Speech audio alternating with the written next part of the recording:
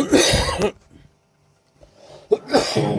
ونؤمن به ونتوكل عليه ونعوذ بالله من شرور أنفسنا ومن سيئات أعمالنا من يهده الله فلا مضل له ومن يضلله فلا هادي له ونشهد أن لا إله إلا الله وحده لا شريك له ونشهد أن سيدنا ومولانا محمدا عبده ورسوله أما بعد فأعوذ بالله من الشيطان الرجيم بسم الله الرحمن الرحيم ألم يجدك يتيما فآوى ووجدك ضالا فهدى ووجدك عائلا فأغنى فأما اليتيم فلا تقهر وأما السائل فلا تنهر وأما بنعمة ربك فحدث صدق اللہ کہ محمد صلی اللہ علیہ وسلم کو اس کے شیطان نے چھوڑ دیا اور اس کا نسب بھی نہیں چلے گا۔ اللہ جل شانہ نے اس کا جواب دیا ما ودعک ربک وما قلی، نہ تو تیرے رب نے اے پیغمبر تجھ کو چھوڑا ہے اور نہ تو مقطوع النسب ہوگا، یعنی نہ تو تیرا نسب کٹے گا نہ تیرا نسب بند ہوگا اور نہ تو تیرے خدا نے تجھ کو چھوڑا، بلکہ اس کے بعد کی صورت میں اللہ نے نبی کریم صلی اللہ علیہ وسلم کی شان گرامی کو بیان کرتے ہوئے یوں فرمایا وَرَفَعْنَا لَكَ ذِكْرَكَ۔ علم نشرح میں اللہ فرماتے ہیں وَرَفَعْنَا لَكَ ذِكْرَكَ، ہم نے آپ کے ذکر کو بلند کیا، آپ کے نام کو ہم نے بلند کیا، اور واقعتاً اللہ نے اپنے لاڈلے نبی کے نام کو اتنا بلند کیا کہ اذان مکمل نہیں ہو سکتی جب تک کہ توحید کے ساتھ رسالت کا اقرار نہ کیا جائے، جب تک کہ اشہد ان لا الہ الا اللہ کے ساتھ اشہد ان محمد رسول اللہ نہ کہا جاوے وہاں تک اذان مکمل نہیں ہو سکتی۔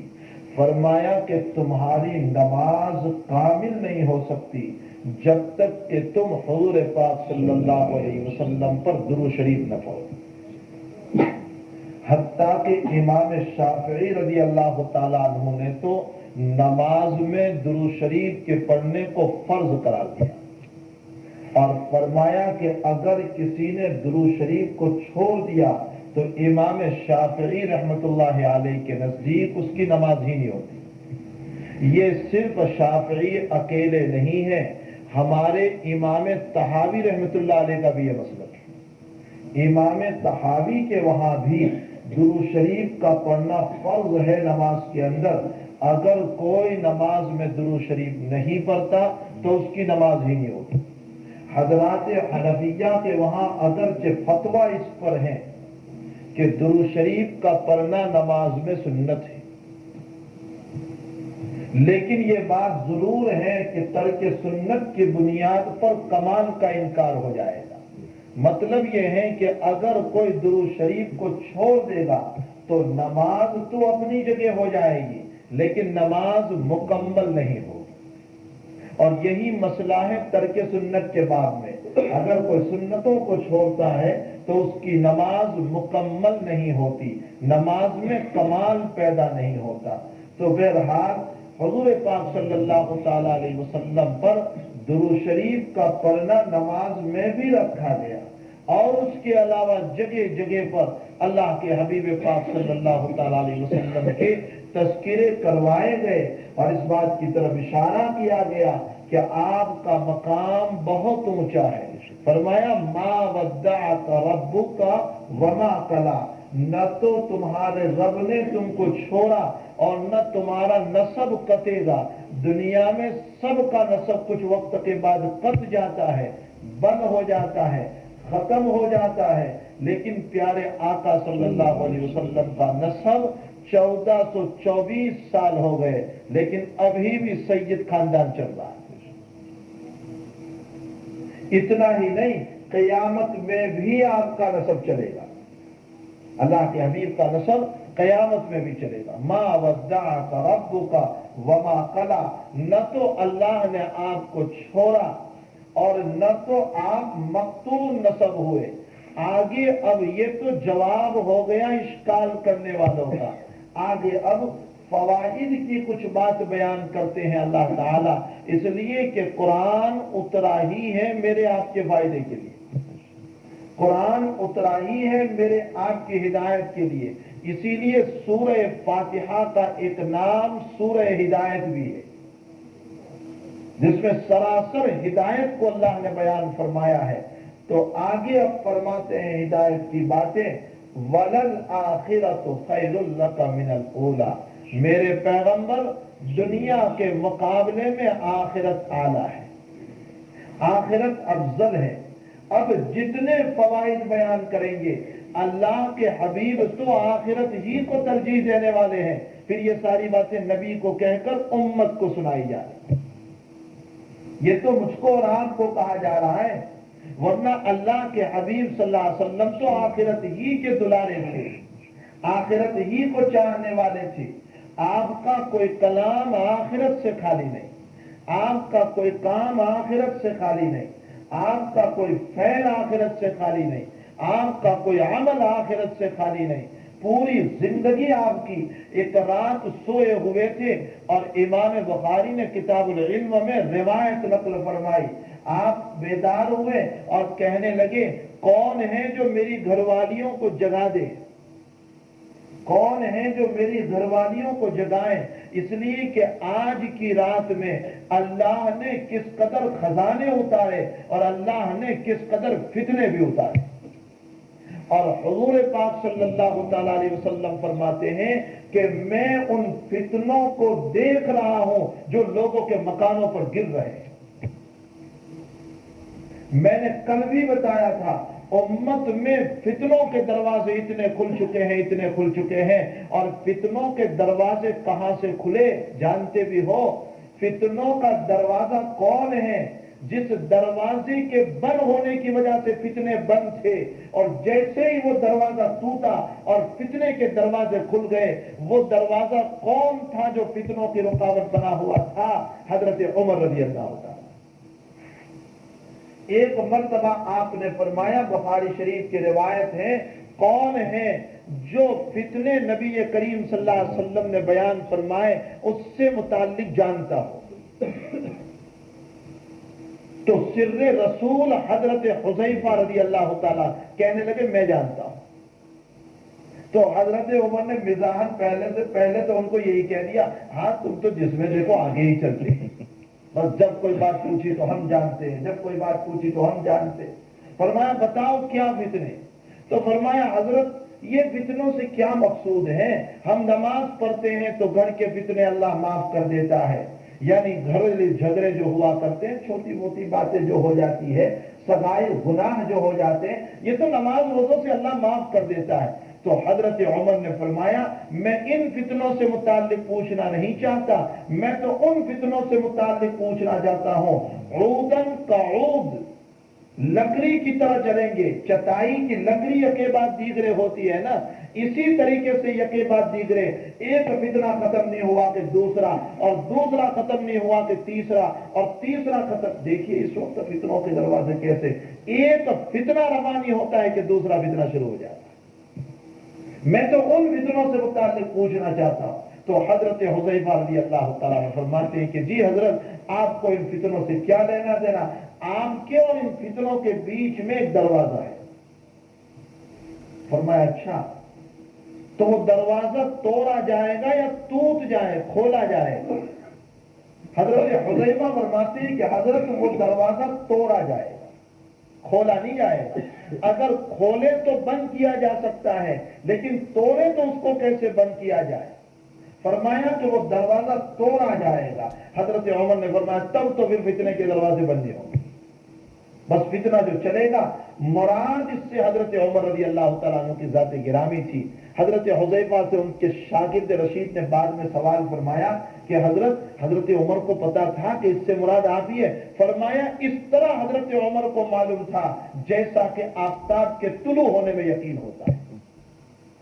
لیکن حضرت عمر کا رعب اتنا زبردست تھا کہ جس کی بنیاد پر فتنے دبے ہوئے تھے، اور حضرت عمر کا وہ دروازہ توڑا گیا۔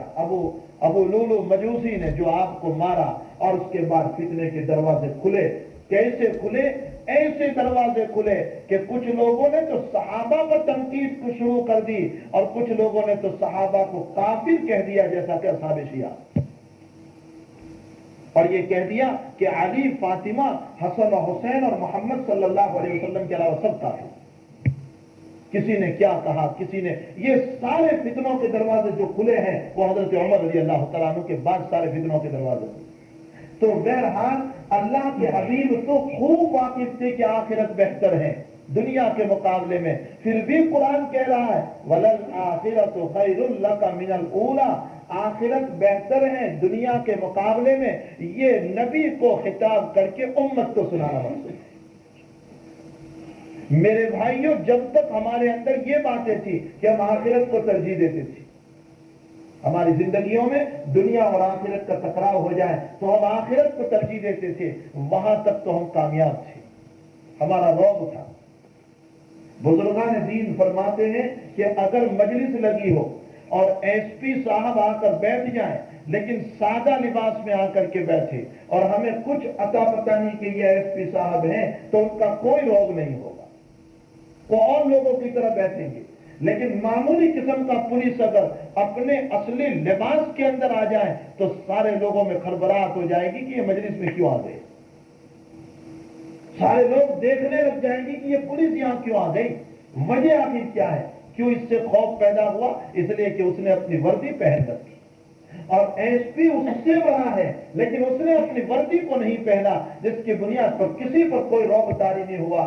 اللہ کے حبیب ہمیں شریعت کی وردی پہنا کر کے گئے تھے، جب تک کہ شریعت کی وردی ہمارے بدن پر تھے سارے لوگ ہم سے ڈر رہے تھے، لیکن جہاں یہ وردی ہماری اتر گئی تو آج ہمارا روب بھی ختم ہوا، ہماری باتوں کا وزن بھی ختم ہوا، بلکہ آج تو پوزیشن اور مقام یہ ہو چکا ہے کہ سارے لوگ اس مسلمان پر اس طرح دوڑ رہے ہیں جیسا کہ بھوکے لوگ کھانے کی طرف دوڑا کرتے ہیں۔ اور ان شدید طوفانوں کے زمانے میں اب لوگ کیا کہتے ہیں، عجیب جملے بھی ہیں، ہمارا ذہن اس کی طرف چلتا رہتا ہے، جب لوگ بولتے ہیں نا تو ذہن چلتا رہتا ہے۔ کل بھی میں نے ایک رسالے میں وہی بات پڑھی، عجیب ہے جب یہ طوفان اور فتنے سارے چل رہے ہیں تو لوگ کہتے ہیں اللہ کرے کوئی اللہ کا لال پیدا ہو جائے، کوئی اللہ کا وزیہ پیدا ہو جائے۔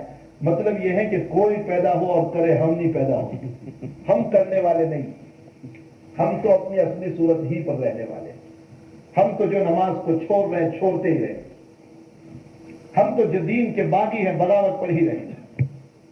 کوئی پیدا ہو جائے، کوئی اللہ کا لال، اور اس کی دعاؤں پر دنیا کی کایا پلٹے، کوئی مسیحا بن جائے اور اس کی دعاؤں پر کایا پلٹے، باقی یہ کہ ہم اپنے اصلی صورت میں تعیش ہی میں رہیں گے، ہم اپنے مقام کو چھوڑنے والے نہیں ہیں۔ اس کا مطلب یہ نکلا کہ کوئی پیدا ہو کر کے یہ معاملہ کریں، باقی ہم دنیا کی جس گردش میں چل رہے ہیں اس سے ہم دین کی طرف مائل ہونے والے نہیں۔ اللہ کہتا ہے تم نہیں مائل ہوں گے تو میری رحمت بھی متوجہ نہیں ہوگی۔ وَلَلْآخِرَةُ خَيْرٌ لَكَ مِنَ الْأُولَىٰ، آخرت بہتر ہے دنیا کے مقابلے میں۔ جب بھی کوئی مسئلہ پیش آئے آخرت کو ترجیح دی جائے۔ ممکن ہے دنیا کا تھوڑا نفع ہو، لیکن آخرت کا اگر نقصان ہو رہا ہے تو آخرت کے تھوڑے نقصان کو بھی برداشت نہ کیا جائے، دنیا کے بڑے نفع کو چھوڑ دیا جائے، اور آخرت کے تھوڑے نقصان کو بھی برداشت نہ کیا جائے، بلکہ آخرت کی طرف متوجہ رہیں۔ وقتی طور پر نقصان ضرور ہوگا دنیا کا، لیکن آخرت کو ترجیح دینے کی بنیاد پر خدا پاک کی قسم وہ دنیا کے نقصان کی تلافی اللہ پوری کرے گا۔ وَلَلْآخِرَةُ خَيْرٌ لَكَ مِنَ الْأُولَىٰ، یقین آنا چاہیے ہمیں اللہ کی ذات کو، اور جس کو یقین آ گیا اس کی دنیا بن گئی۔ حضرات صحابہ کو یقین تھا اللہ کی ذات پر، اتنا زبردست یقین تھا، اتنا زبردست یقین تھا کہ وہ دکان بند کر کے بھی چل پڑتے تھے اور یہ سوچتے تھے کہ مقدر کی روزی اللہ ضرور دے گا مجھ کو، اس لیے انہوں نے زہر بھی پیا، فلاں بھی کیا، فلاں بھی کیا۔ ہم اس یقین پر نہیں پہنچ سکتے، کم سے کم اس کے 100ویں حصے پر تو پہنچے، کچھ تو یقین اللہ کے اوپر ہمارا ہو۔ کچھ تو اللہ کے متعلق. اور یہی وجہ ہے میرے بھائیو، آج 15 سال ہو گئے قرآن اور حدیث کو پڑھاتے پڑھاتے ایک بات کی طرف ضرور ہمارا ذہن منتقل ہوتا ہے کہ جب بھی کوئی بات حضرات انبیاء سے پیش آئی تو اللہ نے کچھ دانت کے الفاظ قرآن میں اتارے. حضرت نوح علیہ السلام نے اگر اپنے بیٹے کے لیے دعا کی کہ اللہ میرا بیٹا یہ سیلاب آیا ہوا ہے اور میرے بیٹے کو اللہ بچا دے اور اس کو میری کشتی میں بھیج دے، تو اللہ نے فوراً فرمایا یا نوح انہ لیس من اہلک انہ عمل غیر صالح فلا تسألنی ما لیس لک به علم انی اعیذک ان تکون من الجاہلین. میرے نوح یہ تیرا بیٹا تیرا نہیں ہے، اس نے عمل صالح نہیں کیا، اگر آئندہ تم اس سے سوال کرے گا تو جاہلوں میں سے ہو جائے گا. حضرت نوح علیہ السلام کو قرآن اللہ نے نقل کر رہا ہے. حضرت ابراہیم علیہ السلام کے سلسلے میں قرآن نقل کر رہا ہے. حضرت اسماعیل علیہ السلام کے بعد میں نقل کر رہا ہے.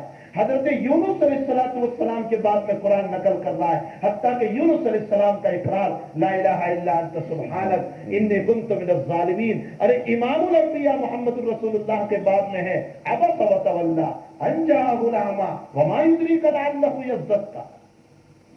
ان الفاظ کو تو وہی جانتے ہیں جو عربی گرامر سے واقف ہے کہ اللہ کیا کہہ رہا ہے ان آیات میں. عربی قواعد سے جو واقف ہو وہ ان الفاظ کے وزن کو جانتا ہے. فرماتے عبس وتولی ان جاءہ الاعمی. عبداللہ ابن ام مکتوم رضی اللہ تعالیٰ نابینا صحابی کسی مسئلے کے لیے نبی کریم صلی اللہ علیہ وسلم کے پاس تشریف لائے. اس وقت صنادید قریش، مشرکین قریش کسی مسئلے کے لیے، بلکہ حضور پاک صلی اللہ علیہ وسلم نے ان کو دعوت و تبلیغ کے لیے اپنے قریب بلایا تھا، ایمان کی دعوت کے لیے. ایسے وقت میں چونکہ یہ بڑے تھے دنیا کے اعتبار سے اور ان کی دعوت و تبلیغ میں خلجان کا امکان تھا، اس لیے اللہ کے حبیب پاک صلی اللہ علیہ وسلم نے یہ سوچا کہ اگر عبداللہ ابن ام مکتوم بعد میں آئے تو بہتر ہے. یہ تو مسلمان ہیں، سچے پکے مومن ہیں، ان کا جزئی مسئلہ ہے، یہ تو بعد میں بھی حل ہو جائے گا. ان کے تو ایمان کا مسئلہ ہے اور اگر یہ بڑے مسلمان ہو گئے تو سارے پیچھے مسلمان ہو جائیں. حضرت حکیم محمد خانوی رحمۃ اللہ علیہ ایک مرتبہ بیان قرآن کی تفسیر لکھ رہے تھے صبح. حضرت کا معمول صبح بیان قرآن لکھنے کا. اس وقت میں مولوی صاحب تشریف لے آئے تو حضرت نے فرمایا کب تک پریشان کرتے رہو گے مجھے. انہوں نے کوئی جواب نہیں دیا. حضرت کے وہاں فقر بہت ہوتی، فرمایا جواب نہیں دیتے، کب تک پریشان کرتے رہو گے. پھر وہ خاموش. حضرت نے فرمایا جاؤ مسجد میں اور جواب سوچو. چلے گئے وہ. 2-3 دن کے بعد پھر حضرت نے ان کو بلایا، کہا جواب سمجھ میں آیا کچھ؟ کہا حضرت معاف فرمایا غلطی ہو گئی. کہا یہ تو کوئی جواب نہیں ہے، معاف فرمایا غلطی ہو گئی، یہ کوئی جواب تو نہیں بنا.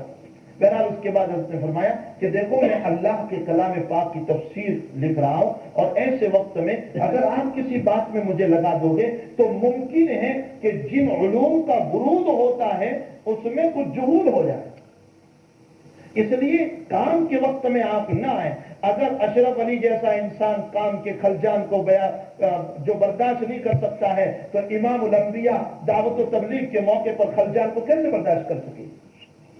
اس لیے حضور پاک صلی اللہ تعالی علیہ وسلم نے یہ سوچا کہ اس وقت عبداللہ ابن مکتوم چلے جائیں تو بہتر ہے، لیکن اللہ نے فوراً آیت اتاری عبس وتولی ان جاءہ الاعمی. ہے تمہارے پیشانی پر بل آیا اس بات سے کہ تمہارے پاس ایک نابینا صحابی آئے. علامہ راضی فرماتے ہیں اعمیٰ کا لفظ اللہ نے یہاں ذکر کیا، حالانکہ اللہ عبداللہ ابن مکتوم کا نام بھی لے سکتا تھا. اللہ یہ بھی کہہ سکتا تھا عبس وتولی ان جاءہ العبد، تمہاری پیشانی پر بل آیا اس بات سے کہ تمہارے پاس میرا بندہ آیا. لیکن نہ عبد کا لفظ بولا اللہ نے، نہ اور کوئی لفظ. اعمیٰ کا لفظ بول کر اشارہ فرمایا کہ وہ بھی نابینا، اور نابینا کی رعایت تو بہت کر لینا چاہیے آپ کو. راضی فرماتے بہت بڑا وزن ہے اس جگہ پر. اور بھی گرامر سے جو واقف ہوں گے ان کو معلوم ہوتا ہے. اعمیٰ کا لفظ لا کر کلام میں اللہ نے وزن پیدا فرمایا اور یہ کہا یہ اولن تو نابینا تھے اور نابینا کی تو بہت لحاظ ہوا کرتا ہے، تم نے ان کا لحاظ نہیں فرمایا. اور پھر ہمارے صاحب روح المعانی رحمۃ اللہ علیہ نے ایک عجیب حکمت یا ارشاد فرمائی، کہا وہ بصارت سے نابینا تھے لیکن میرے پیغمبر بصیرت ان کے پاس تھی. اسی لیے تو مسئلہ پوچھنے تمہارے پاس آئے.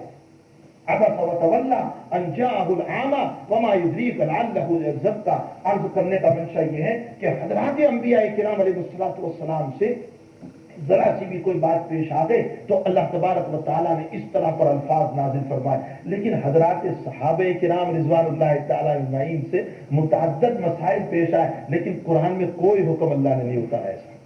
پورا قرآن آپ پڑھ لیں، کوئی ایسا سختی کا حکم قرآن میں آپ کو نظر نہیں آئے گا جو حضرات. بلکہ معاملہ تو یہاں یہ ہے کہ حاتم ابن ابی بلتہ رضی اللہ تعالیٰ عنہ فتح مکہ کے موقع پر چپکے حضور پاک صلی اللہ تعالیٰ علیہ وسلم کے سفر کی اطلاع دے دی اہل مکہ کو، اور یوں کہا کہ حضور تمہاری طرف آ رہے ہیں. اللہ کے حبیب کو وحی سے پتا چلا. آپ نے چند صحابہ کو بلایا، حضرت ابو عبیدہ، حضرت علی اور تیسرے ایک صحابی، ان کو بلایا اور کہا جاؤ مکہ کے راستے پر فلاں مقام پر مقام روضہ خاک پر تمہیں ایک عورت ملے گی، اس کا نام سارا ہوگا، اس نے اپنے پاس ایک چٹھی رکھی ہے، اس چٹھی کو تلاش کر کے لے آؤ. گئے ہیں یہ صحابہ، اسی مقام پر وہ عورت ملی. حضرت علی نے فرمایا کہ وہ چٹھی لاؤ جو تمہارے پاس ہے. اس نے کہا میرے پاس چٹھی نہیں. حضرت علی نے فرمایا ہمارے نبی کا کلام جھوٹا نہیں ہو سکتا ہے. لتخرجن کی، یا تو چٹھی نکال یا تیرے کپڑے اتاریں گے. اس لیے کہ ہمارے پیغمبر کا کلام جھوٹا نہیں، تیرے پاس یقیناً چٹھی. اس نے اپنی چوٹی کے اندر چٹھی رکھ کر کمر کے اندر پجامے کے اندر دبا دی تھی. اس نے اندر سے چٹھی نکال کر دی. وہ حاتم ابن ابی بلتہ رضی اللہ تعالیٰ عنہ کی لکھی ہوئی چٹھی تھی، جس میں لکھا تھا اے اہل مکہ، محمد صلی اللہ تعالیٰ علیہ وسلم تمہاری طرف ایک لشکر جرار لے کر کے آ رہے ہیں مکہ کو فتح کرنے کے لیے، تم سنبھل جاؤ. اس رکے کو لایا گیا، اللہ کے حبیب پاک صلی اللہ علیہ وسلم کے سامنے پیش کیا. حضرت عمر فرماتے ہیں دانی یا رسول اللہ اضرب عنق ھذا المنافق، میں اس منافق کی گردن مار دوں. یعنی حاتم ابن ابی بلتہ کی گردن مار دوں. ان کو منافق کہا. حضور پاک صلی اللہ تعالی وسلم نے حضرت عمر کی طرف کوئی توجہ نہیں فرمائی، بلکہ حاتم سے فرمایا کہ حاتم تم نے یہ کام کیوں کیا، یہ چٹھی تم نے کیوں لکھی؟ فرمایا اللہ کے حبیب پاک صلی اللہ علیہ وسلم میں اللہ کا واسطہ دیتا ہوں، میں کوئی منافق نہیں. میں نے یہ کام فقط اس لیے کیا کہ آپ کے جتنے بھی صحابہ ہیں ان کے رشتہ دار تو مکہ میں موجود ہیں، میں تو یمن کا رہنے والا اور یمن سے ہجرت کر کے مکہ آیا تھا اور مکہ سے ہجرت کر کے میں مدینہ آیا، میرے اہل و عیال وہاں پر ہیں. جب آپ وہاں تشریف لے جاؤ گے تو آپ کے صحابہ کے رشتہ دار جو ہیں وہ ان کے اہل و عیال کو بچا لیں گے، لیکن میرے اہل و عیال کو کون بچائے گا؟ میں نے یہ سوچا کہ لاؤ اہل مکہ پر ایک احسان کر دوں تاکہ اس احسان کی وجہ سے وہ لوگ میرے اہل و عیال کو بچا لیں. اللہ کے حبیب نے فرمایا یہ بات میں سچے ہیں، اپنے کلام میں یہ بالکل سچے ہیں. نبی اکرم صلی اللہ تعالی علیہ وسلم کے اس کلام کے بعد حضرت عمر بن فرمان لگے یا رسول اللہ اس منافق کی گردن مار دو. تو اللہ کے حبیب نے جو جملہ فرمایا ہے عمر ایسی بات نہ کرو، تمہیں معلوم نہیں ہے کہ یہ بدری صحابی ہے. حاتم ابن ابی بلتہ یہ بدری صحابی ہے اور بدر والوں کا بہت اونچا مقام ہے. اس لیے کہ دعوت و تبلیغ کے لیے یہ سب سے پہلی جماعت نکلی تھی جنہوں نے اپنی جان کو اپنی ہتھیلی پر رکھا تھا. اور یہ 313 اور مد مقابل 1000. آپ اندازہ لگائیں کہ پہلی معرکۃ العرب بحث ہو رہی ہے اور اس موقع پر یہ 313 صحابہ اپنی جان کو لے کر کے اللہ کے راستے میں نکل رہے دعوت و تبلیغ کے لیے. اس لیے خداوند قدوس نے بدرین کا اتنا اونچا مقام بیان فرمایا. اللہ کے حبیب نے خود اس کو ذکر کیا. عمر تمہیں معلوم نہیں بدریوں کے بعد میں اللہ نے کیا کہا ہے اعملوا ما شئتم قد غفرت لکم. اے بدریو تم جو چاہے کرو تمہارے خدا نے پیشگی تمہیں معاف کر دیا. یہ حضرات صحابہ کا مقام. حضرات صحابہ کے بعد میں کوئی بات پیش آئی تو دانت تپت نہیں ہوئی. وجہ کیا ہے؟ اب راضی کا کلام آگے سمجھے.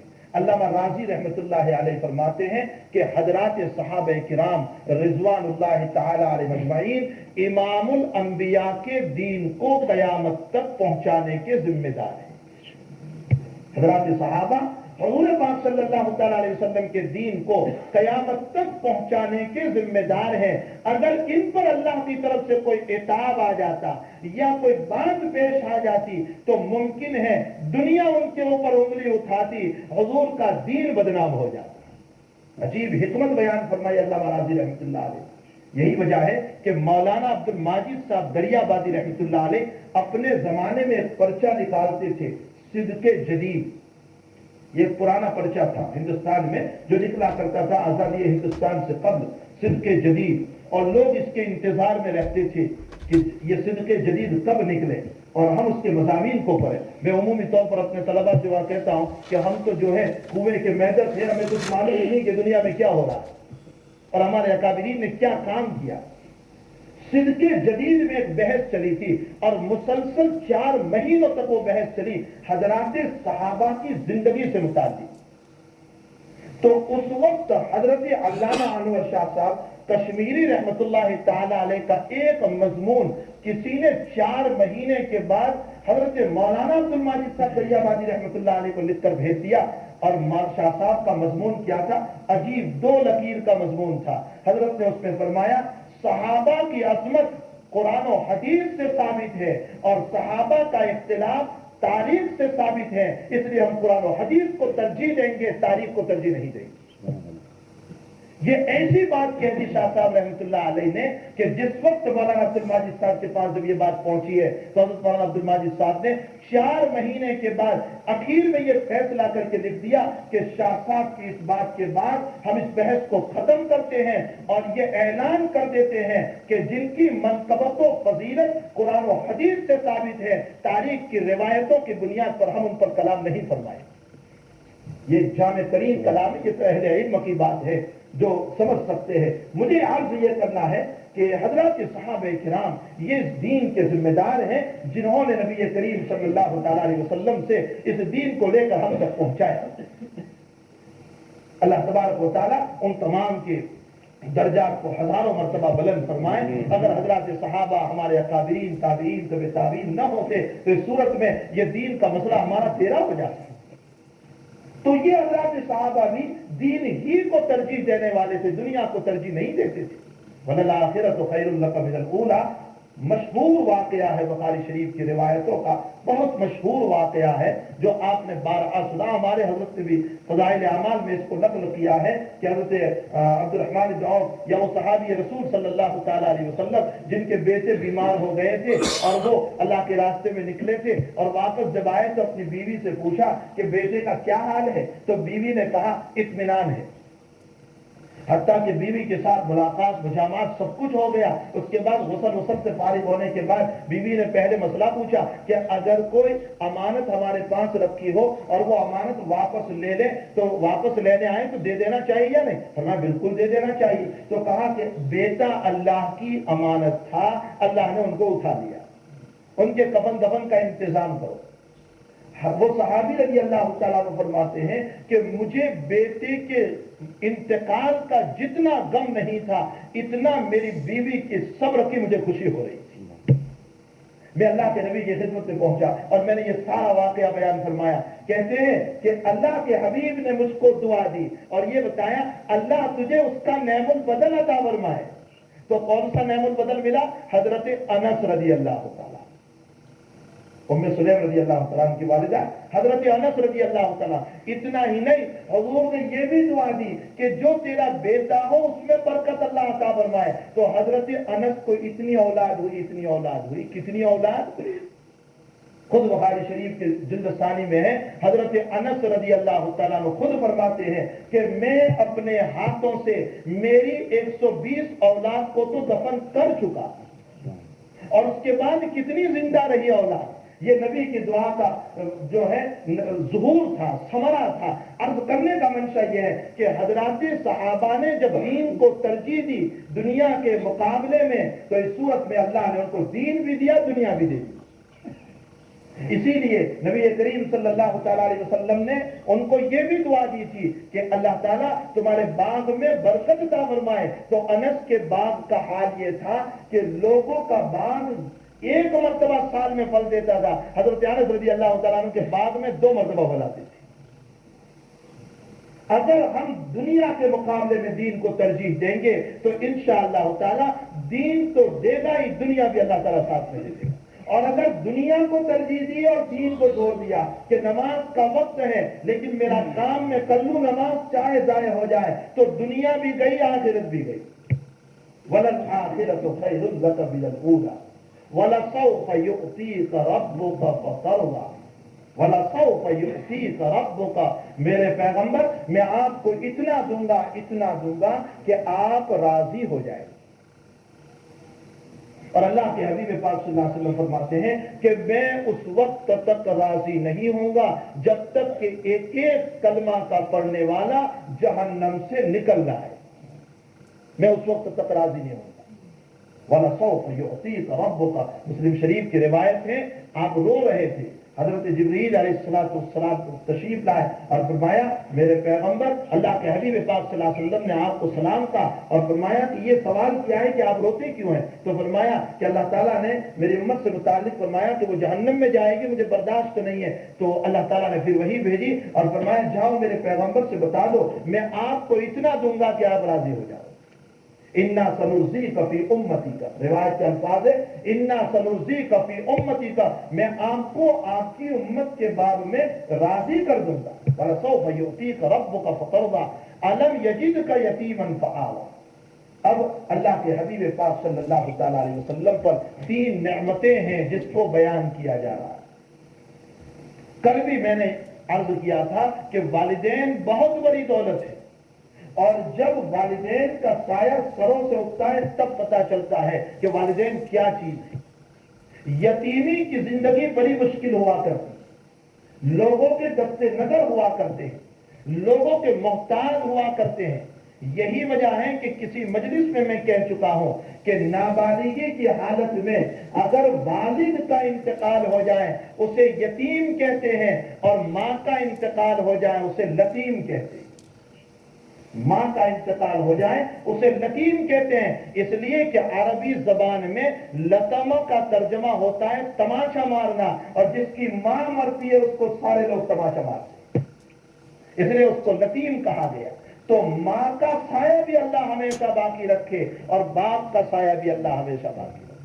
والدین بہت بڑی دولت ہے۔ نبی کریم صلی اللہ علیہ وسلم جب اس دنیا میں تشریف لائے تو آپ کے والد کا سایہ آپ کی آمد سے پہلے ہی اٹھ چکا تھا۔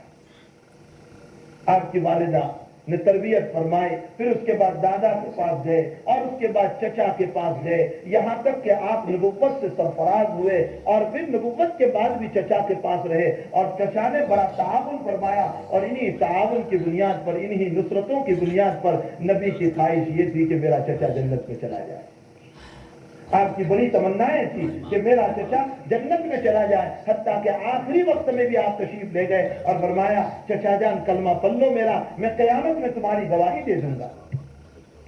لیکن بہرحال جو مقدر تھا، تدبیر کے سامنے، تقدیر کے سامنے تدبیر نہیں چلتی۔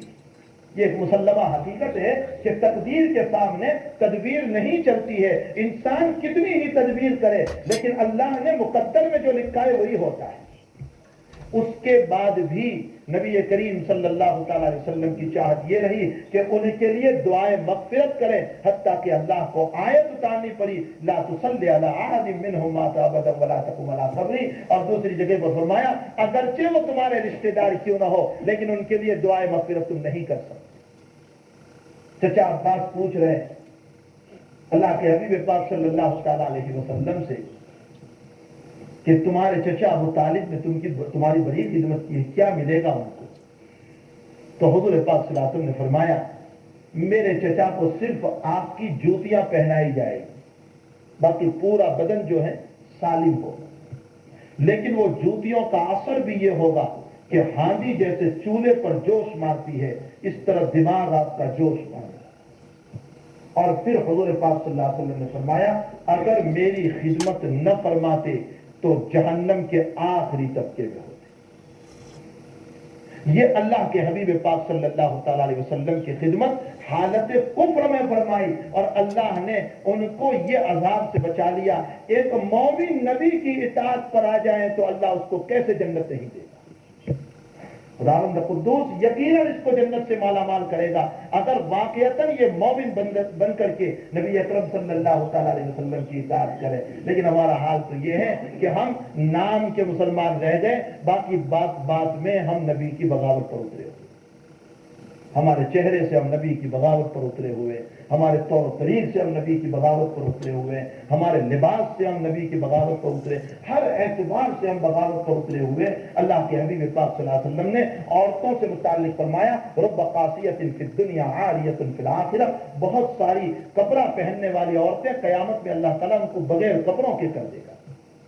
ये कौन है? वो है जिन औरतों ने चुस्त कपड़े पहने, फिट कपड़े पहने या ऐसे बारीक कपड़े पहने जिसकी बुनियाद पर बदन नजर आ रहा है। उनसे मुताबिक हुजूर ने फरमाया कयामत के दिन अल्लाह ताला उनको बगैर कपड़ों के कर देगा। हजरत अस्मा रजी अल्लाह ताला अन्हा, हजरत आयशा रजी अल्लाह ताला अन्हा की बहन है, एक मर्तबा अभी तो बुलूग के करीब ही उम्र थी, वो ऐसे बारीक से थोड़े से कपड़े थे और अल्लाह के हबीब पाक सल्लल्लाहु अलैहि वसल्लम की खिदमत में आए। हजरत मुआज़ सल्लल्लाहु अलैहि वसल्लम ने अपना चेहरा फिरा लिया और फरमाया अस्मा दुनिया में जो ऐसा लिबास पहनेगा अल्लाह जन्नत के लिबास से उसे महरूम कर देगा।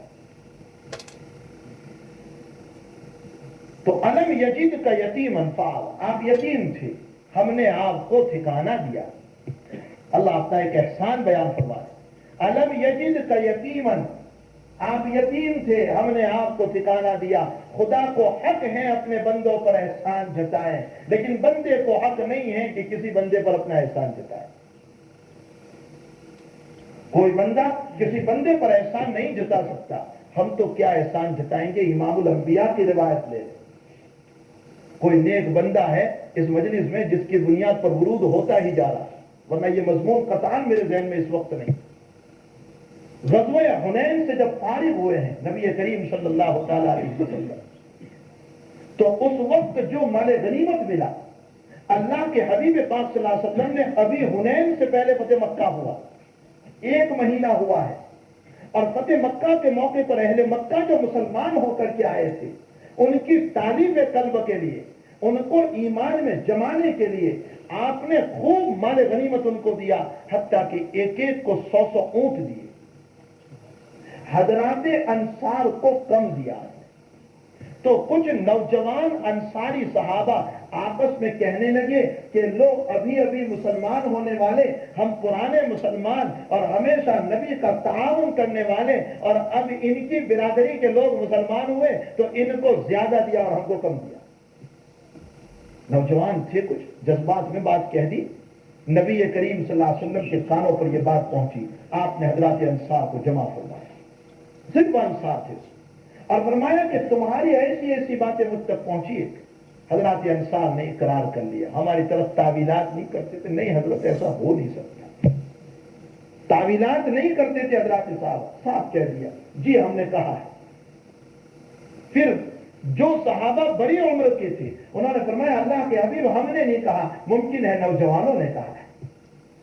नबी करीम सल्लल्लाहु अलैहि वसल्लम फरमाते हैं, अरे तुम मुझको यूं कह सकते हो। देखो आप खुद बयान फरमा रहे हैं, कहते हैं आप मुझे यूं कह सकते हैं, कह नबी दावत हमने आपको दी थी मदीना की, हम आपको मदीना लेकर आए, जब हमने तुम्हारा ताउन किया तो तुम्हारा इस्लाम फैला, अगर हम तुम्हारा ताउन न करते तो तुम्हारा इस्लाम नहीं फैल सकता है, तुम अपना एहसान मुझ पर जता सकते हो।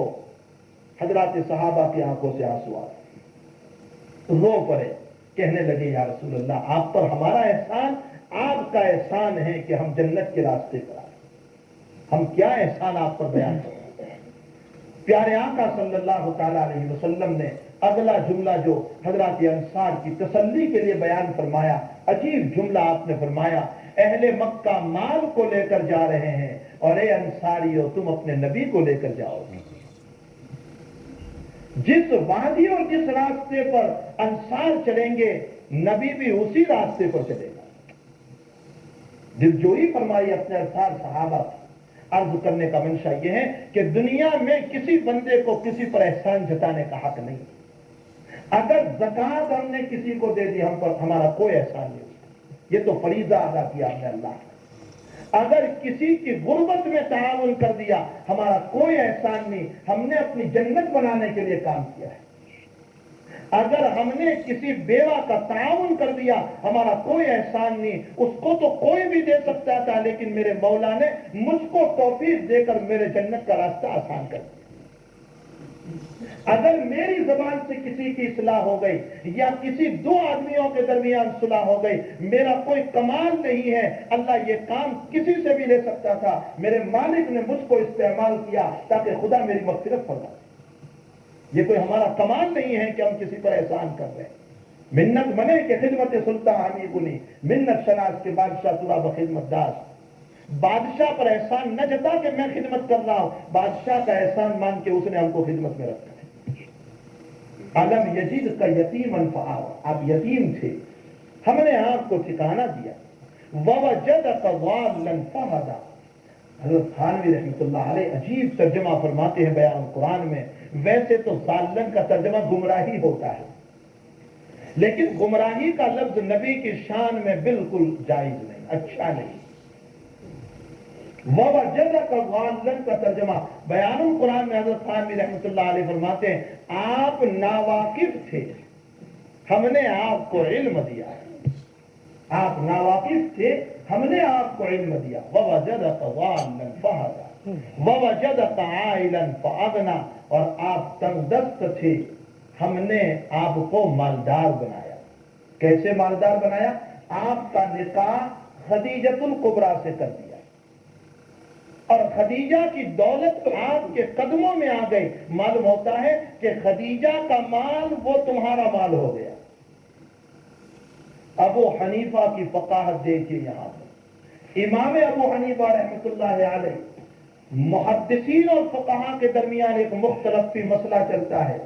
اس مسئلے میں تو اتفاق ہے کہ کوئی بھی شوہر اپنی بیوی کو زکوٰۃ نہیں دے سکتا اگرچہ بیوی غریب ہو، یہ تو متفق علیہ مسئلہ ہے۔ لیکن بیوی اپنے شوہر کو زکوٰۃ دے سکتی ہے یا نہیں؟ اگر شوہر غریب ہے تو اس مسئلے میں تھوڑا اختلاف ہے۔ بعض علماء اس بات کے قائل ہیں کہ بیوی اپنے غریب شوہر کو زکوٰۃ دے سکتی ہے، لیکن امام ابو حنیفہ رحمۃ اللہ علیہ فرماتے ہیں کہ بیوی بھی اپنے شوہر کو زکوٰۃ نہیں دے سکتی، اور اسی پر فتویٰ ہے، گھر پہ جا کر الٹا مسئلہ بیان نہ کیجیے۔ فتویٰ اسی پر ہے ہمارے وہاں کہ بیوی اپنے شوہر کو زکوٰۃ نہیں دے سکتی، ورنہ کہیں گھر پہ جا کر بیوی سے زکوٰۃ لینے کوئی لگ جائے۔ امام ابو حنیفہ رحمۃ اللہ علیہ اپنے مسئلے پر جو استدلال فرما رہے ہیں، کیسے استدلال فرمایا؟ کہتے ہیں ووجدک عائلا فاغنیٰ، کہاں پہنچا اس بدھے کا ذہن؟ ووجدک عائلا فاغنیٰ، آپ غریب تھے، ہم نے آپ کو مالدار بنایا، اور مالداری خدیجہ سے آئی۔ معلوم ہوتا ہے خدیجہ کا مال وہ تمہارا مال ہو گیا، تو جب میاں بیوی کا مال ایک ہوتا ہے تو بیوی شوہر کو زکوٰۃ نہیں دے سکتی۔ یہ ہے فقاہت ابی حنیفہ رحمۃ اللہ علیہ۔ ووجدک عائلا فاغنیٰ، یہی وجہ ہے کہ ائمہ مجتہدین اگر نہ ہوتے تو ہم قرآن و حدیث کو سمجھ نہیں سکتے۔ ائمہ اربعہ نے ہم کو قرآن کو سمجھایا، ہمارے فقہاء نے ہم کو قرآن سمجھایا، ہمارے محدثین نے ہم کو قرآن سمجھایا، ہمارے مفسرین نے ہم کو قرآن سمجھایا۔ اگر ہمارے یہ اکابرین نہ ہوتے تو یہ قرآن و حدیث رسمی الفاظ تو سمجھ لیتے، لیکن اس کی معنی ہماری سمجھ میں نہ آتی۔ اب جب تین باتیں ہو گئی اور اللہ نے تین چیزیں ذکر کر دی، علم یجید کا یتیما فآویٰ، یتیم تھے ہم نے ٹھکانہ دیا، ناواقف تھے علم دیا، اور غریب تھے تو مالدار بنا دیا۔ اب آپ بھی تین کام کریں۔ پہلا کام تو آپ کو یہ کرنا ہے، فَأَمَّا الْيَتِيمَ فَلَا تَقْهَرْ، دیکھو کوئی یتیم تمہارے پاس آ جائے تو اس کو مت جھڑکنا، اس کو ڈانٹنا مت، محبت کی نگاہ سے اس کو دیکھنا ہے۔ اگر نہیں دے سکتے ہو تو نہ دینا، لیکن اس کے سر پر محبت کا ہاتھ رکھ دینا، جتنے بال ہوں گے اللہ اتنی نیکیاں عطا فرمائے۔ یتیم کو نہ جھڑکنا، بلکہ حضور پاک صلی اللہ علیہ وسلم کا کلام امام ترمذی نقل فرماتے ہیں، اللہ کے حبیب مثال دیتے ہیں، اگر تو نے کسی یتیم کو جھڑکا تو تو یہ تصور کر کہ میری موت ہو جائے اور میرے بچے چھوٹے ہو تو میں کیا چاہوں گا؟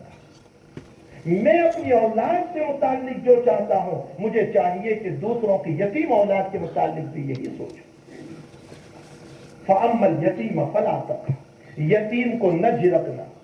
آگے فرمایا وَأَمَّا السَّائِلَ فَلَا تَقْهَرْ، اور اگر کوئی مانگنے والا آ جائے تو دانت دبت نہ کرنا.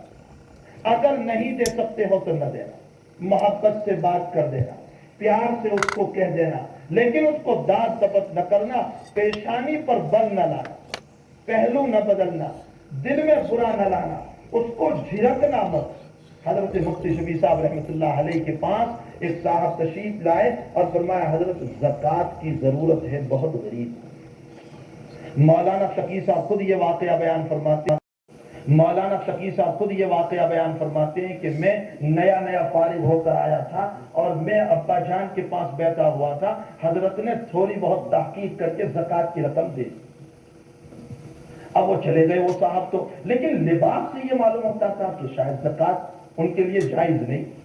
تو میں نے والد صاحب سے یہ کہا کہ ابا جی آپ نے کوئی تحقیق نہیں کی اور تھوڑی بہت تحقیق پر آپ نے زکوٰۃ کا مال دے دیا، اگر وہ مالدار ہے تو زکوٰۃ اداری ہوگی. نئے فارغ ہوتے ہیں تو جوش بہت ہوتا ہے. جو نئے بزلا ہوتے ہیں نا تو ان کو جوش بہت ہوتا ہے. وہ تو جب کام کرتے کرتے کرتے جب بنتے ہیں تب جا کر ہوش آتا ہے اخیر. تو حضرت مولانا شفیع صاحب بھی نئے فارغ ہو کر آئے تھے، کہنے لگے ابا جی آپ نے مسئلے کی تحقیق نہیں کی اور اٹھا کر زکوٰۃ دے دی ان کو. تو مفتی شفیع صاحب رحمۃ اللہ نے فرمایا بیٹے میں نے جتنی تحقیق کی اتنا کافی ہے، اس سے زیادہ تحقیق کی ضرورت نہیں ہے. بس تھوڑی بہت تحقیق سے مجھے اندازہ ہو گیا کہ واقعتاً یہ محتاج ہے، زکوٰۃ کا حقدار ہے.